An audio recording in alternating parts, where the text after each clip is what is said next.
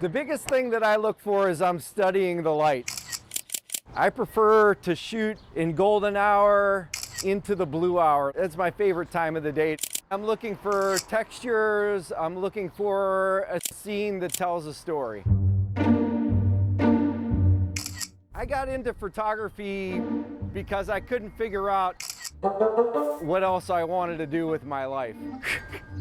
And I knew that I wanted to do something that I was going to enjoy every day. I didn't want to go to a 9-to-5 and hate my life. I absolutely love photography, so I decided that's what I was going to do.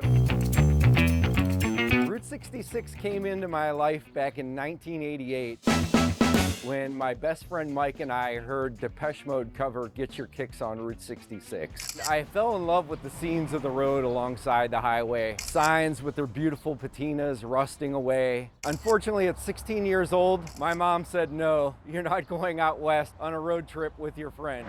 It lived in my mind until 2004. I picked up Route 66 through Arizona and California. This is 22 years of photographing Route 66. I began to meet the people along the road and fall in love with the people. There was just so many interesting folks that had a great story to tell. I've probably easily taken over 100,000 photographs on Route 66. My name's David Schwartz, Route 66 photographer extraordinaire. This guy's the Gemini Giant in Wilmington, Illinois. Taking a look at the exposure. One day I was sitting at my desk looking at small thumbnail images of a couple of my trips, long stretches of road through the desert that went on as far as the eye could see. I began to notice that they really presented well as very small details.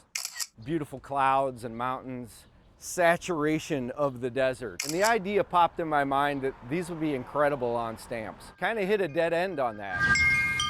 6 years had passed by, the phone rings, and the lady on the other end says, I work for the United States Postal Service and we're looking to create a set of stamps for the Route 66 Centennial. Found your work and we'd love to work with you. I was absolutely floored.